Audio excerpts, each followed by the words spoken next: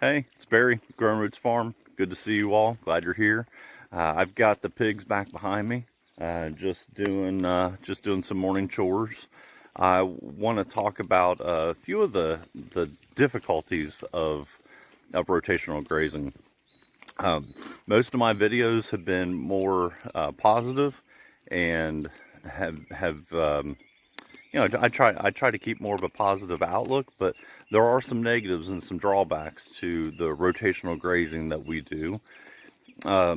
As I've said in all my videos, like the pigs back here behind me, they rotate every 10 days into a new paddock here in the woods, and just show like we're getting ready to go into some pretty heavy thicket.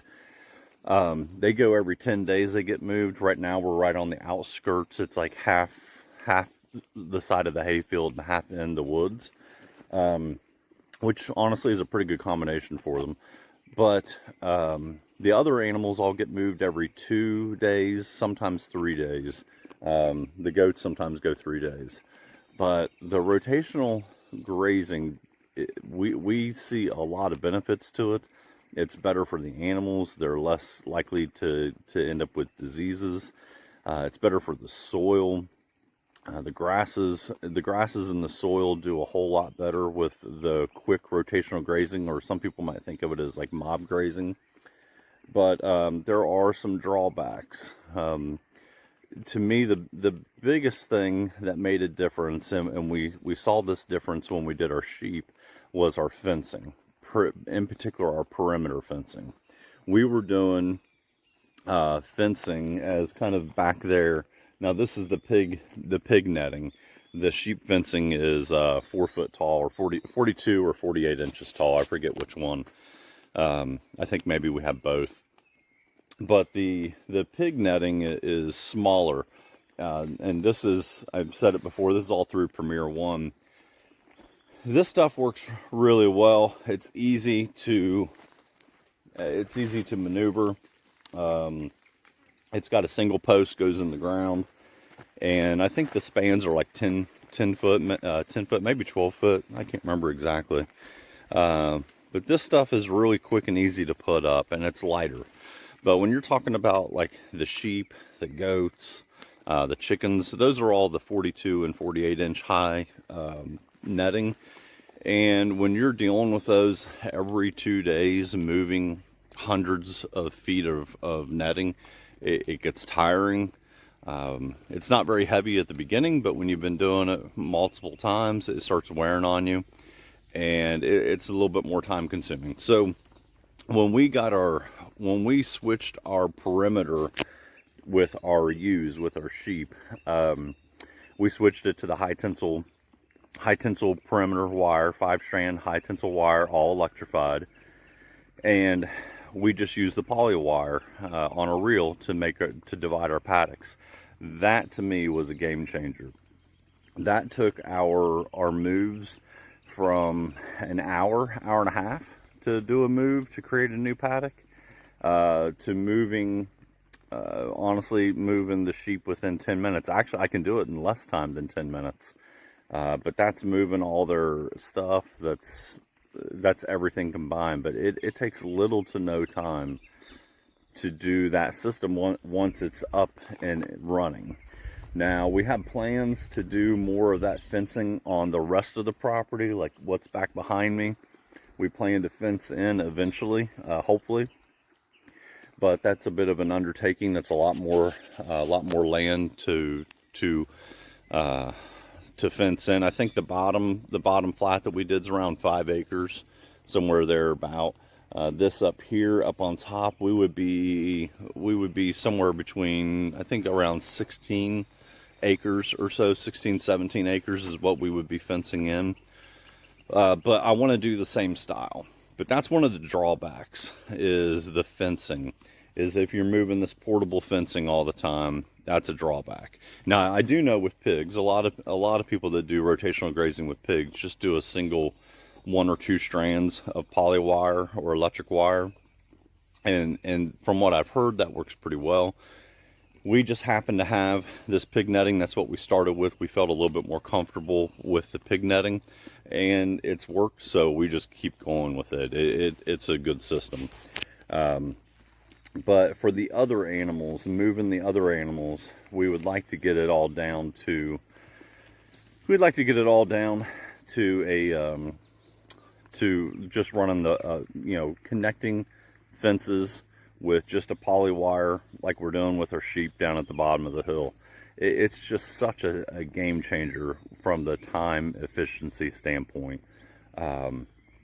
More expense up front, but it saves you all this time down the road, which is important. But to me, the number one issue with rotational grazing, by far the hardest thing that we've dealt with, is the water. Now, the water sources. This farm was not pre-established, so my wife and I have spent a lot of time and resources getting this property built up the way we wanted it, because it was almost essentially a blank slate. We had the house, that was it. So starting from scratch, which is good and bad. It just depends on the outlook of it. But the water has been the biggest issue as far as rotationally grazing. Right now we're in the middle of the summer. Temperatures are in the 90s pretty consistently. So our pigs are taking a whole thing of, they're taking a whole 55-gallon drum of water every single day. And even if they're not drinking it, the pigs are smart enough, they will just hold the nipple open, let water roll out and make some mud, and then they'll roll around in it. Since they don't sweat, that helps cool them down quite a bit. But here they do have the ability to go into the woods and cool off. They lay underneath the cedar trees quite a bit. Keeps them pretty cool. But the water is the hard part. In more traditional farming, let's take cattle for an example. Cattle farms, say they've got 80 acres of cattle farms. They might have 2 or 3 ponds or maybe waters set up. So then their paddocks are divided into 2 or 3 large sections. But here, with our style of rotational grazing, all the animals are in a much more compact area. They kind of mob graze everything. They're only there for a couple days, and then they're moved to the next. When you do that, you have to have water sources much closer. Now, there's good ways of doing it. You can go with a pond, or in our case, and I'll explain this on down the road, I think we're going to go with large above ground tanks that have a little lean-to structure built over the top of them that capture the water, rainwater, and then we'll gravity feed everything. Our terrain here allows us to set up almost like a water tower system at the top of our hill, and then trickle down to everything. We would have plenty of pressure just because of the terrain. Now I know that's not possible everywhere, but where we're located, that would work really well. So there are ways of doing it, and that's the hope, that's the goal. But for right now, we are having to haul water every day. We use one of the wagons, a small wagon. We put 5-gallon buckets of water, and we haul it to all the spots. Now, thankfully, sheep require very little water. They barely even drink it, even in the middle of the summer. Same with the goats. They don't drink a lot of water. So the main animal, the main culprit right now is our pigs, because we don't have any cattle right now. Cattle, of course, will drink, oh gosh, they'll drink 40 gallons a day right now. So, or somewhere. I mean, it's a lot. I don't know if it's exactly 40, but it's a lot. But the pigs are the main water consumer on our property right now. And then also it's deceptive with the number of chickens we have.